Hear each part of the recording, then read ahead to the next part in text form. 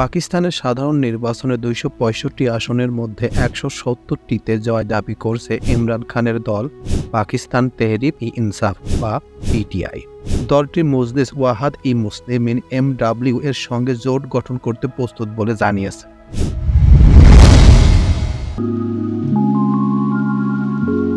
শনিবার পাকিস্তানের the nation পত্রিকার প্রতিবেদনে তথ্য বলা হয়েছে, যদিও নির্বাচনের ফল এখনও পুরোপুরি ঘোষণা করা হয়নি।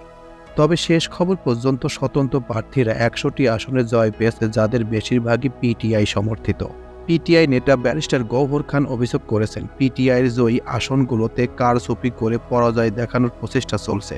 প্রতিবাদ জানাতে তিনি আগামীকাল তথা রবিবার যে সকল কেন্দ্র ফল ঘোষণা দেরি হয়েছে সেই সব কেন্দ্রের রিটার্নিং অফিসারদের অফিসের বাইরে বিক্ষোভ করার জন্য দলীয় কর্মীদের আহ্বান জানিয়েছেন। শনিবার সাংবাদিকদের তিনি বলেন, আমরা অত্যন্ত নিশ্চিতভাবে দাবি করছি, এই মুহূর্তে পিটিআই জাতীয় পরিষদের ২৬৫ আসনের মধ্যে ১৭০টি আসন জিতেছে।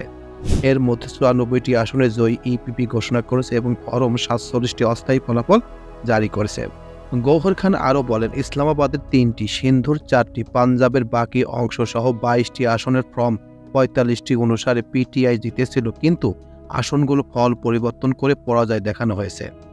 ইমরান খানকে অপরাধমূলক দোষী সাব্যস্ত হওয়ার কারণে নির্বাচনে প্রতিদ্বন্দ্বিতা করার অযোগ্য ঘোষণা করা হয়েছিল। সুপ্রিম কোর্টের সমর্থনে একটি রায় পিটিআই নির্বাচনের প্রতীকও কেড়ে নিয়েছে ইসিপি। ফলে পিটিআই নেতা সমর্থকরা স্বতন্ত্র প্রার্থী হিসেবে প্রতিদ্বন্দ্বিতা করেছেন। ২৬৫টি আসনের মধ্যে ২৫৫টি ফল ঘোষণা করা হয়েছে। এতে দেখা গেছে স্বতন্ত্র প্রার্থীরা জিতেছে ১০০টি আসনে, যাদের বেশিরভাগ পিটিআই সমর্থিত। তারপরে পিএমএলএন ও পিপিপি যথাক্রমে ৭৩টি এবং ৫৪টি আসন জয় পেয়ে এগিয়ে রয়েছে। ব্যারিস্টার গওহর আলী খান বলেন, প্রাক্তন প্রধানমন্ত্রী ইমরান খানের আহ্বানে ৮ ফেব্রুয়ারি মানুষ শান্তিপূর্ণভাবে তাদের ভোটের অধিকার কাজে লাগিয়েছে। ভোটের পরের দিন দুপুর ২টার মধ্যে ফল ঘোষণা করা বিলম্ব হলে কারণ ব্যাখ্যা করা ইসিপির সাংবিধানিক এবং আইনগত দায়িত্ব। এদিকে পাঞ্জাব বিধানসভায় পিটিআই খাইবার পাখতুনখোয়ায় ৪৫টির মধ্যে ৩৯টি আসনে জয় দাবি করছে। এর আগে সাধারণ নির্বাচনের ফলাফল ঘোষণার বিলম্ব নিয়ে পাকিস্তান নির্বাচন কমিশনের সমালোচনার মধ্যে সাবেক প্রধানমন্ত্রী পিটিআই প্রতিষ্ঠাতা ইমরান খান শনিবার বিজয় ভাষণ দিয়েছেন।